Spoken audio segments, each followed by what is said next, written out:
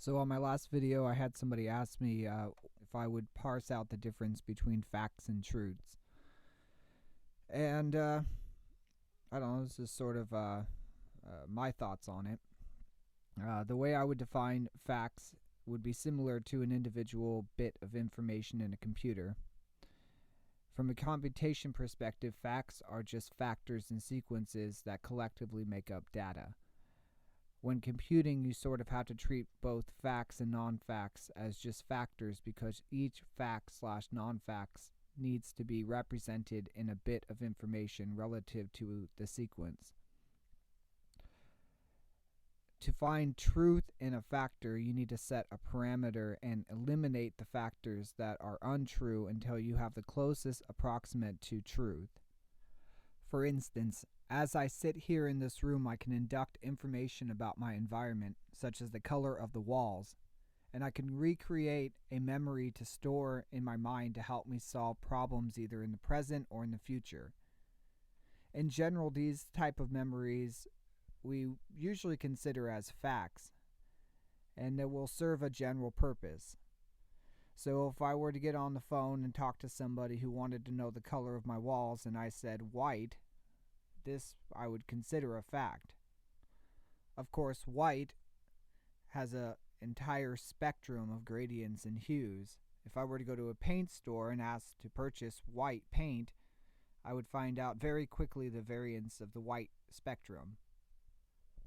I think facts have this same quality. A fact is a measurement of information that is stored in our minds through a process of implicit and explicit memorization. From a cognitive processing perspective, I think we often represent facts and truth interchangeably, since the dichotomy between their antonyms, falsehood and lies, can be a useful sorting bin.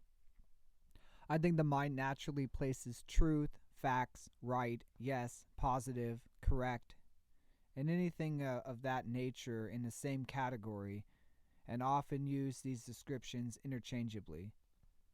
Of course, when we look deeper into the meaning of words, we find all sorts of differences and subtleties. For me, what distinguishes truth from facts is that truth requires action and facts don't. A fact is just a bit of information embedded in a universe that has an infinite number of variables that can be attributed as facts. Just like a computer, facts alone are only true relative to the observation, at least broadly speaking, in time and space. For example, the statement, "a child was killed," without connecting this statement to an actual event that has taken place in reality, it's not true. It is true that children have been killed, so naturally child murder is a category that is factual. So you can call it a fact because it is true that children have been killed, but the statement itself is not true because I simply made it up. Say that you hear on the radio that a random girl that you don't know was killed. You have very little evidence, but you will likely throw it in the fact-truth bin and forget about it. A week later, you hear that the report was wrong. With this information, you won't throw out all of the information, just the false information. It's sort of like looking at a picture in a frame. You take out the picture from the frame, and you find that the picture had been folded, and what is revealed changes your interpretation of the entire picture, requiring a whole new frame. Now, if I say you shouldn't run out into oncoming traffic, that is not a fact because it describes an event that has not yet occurred, no variable facts that have actually happened. It is certainly true, though. You shouldn't run out into oncoming traffic because this advice correlates with factors that are relative to our reality. And in this time and space, and knowing this will help you ensure survival. If I say you should run out into oncoming traffic, then I'm just being a dick. And of course, I'd be lying to you. Of course, there's obvious contradictions that make a statement both true and false at the same time. If you're a stunt double in a movie, running out into traffic could be something that you should do because you're getting paid to do it.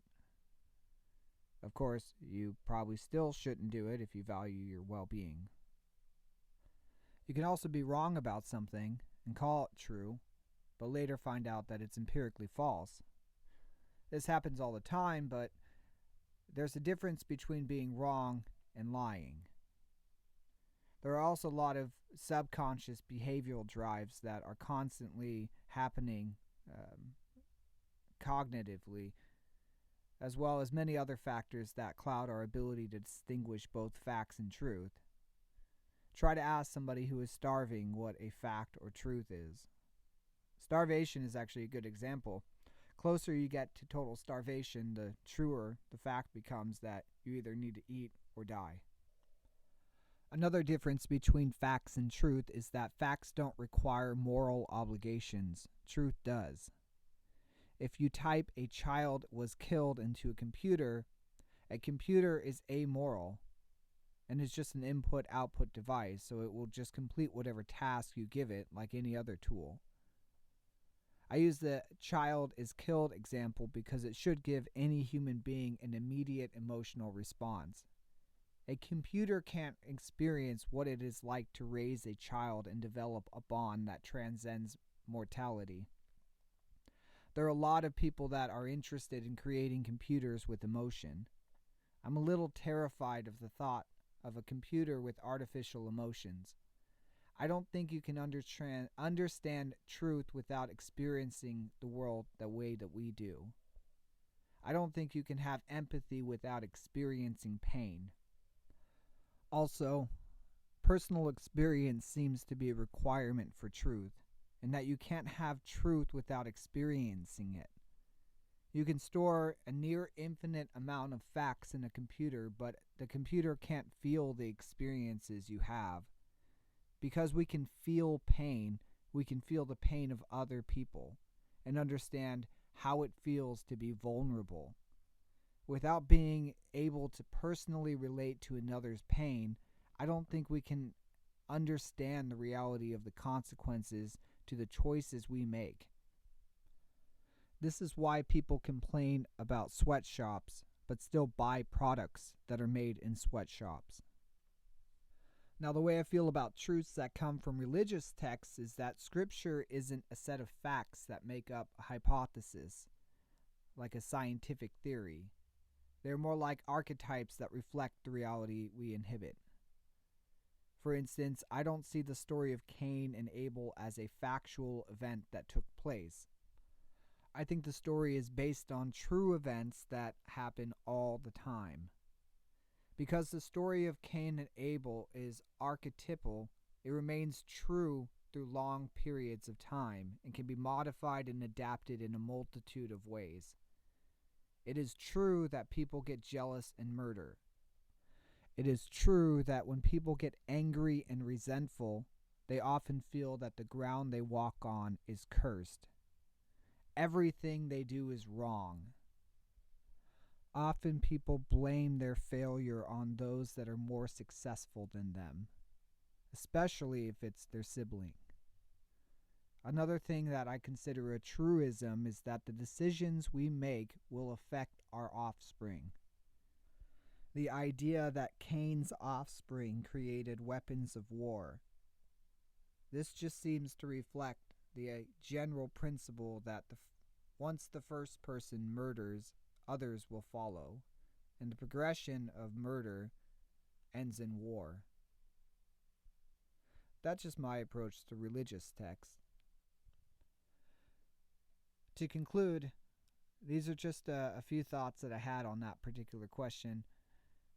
I think it's a great question. This video barely scratches the surface of this particular subject. Anyways, let me know what you think in the comment box.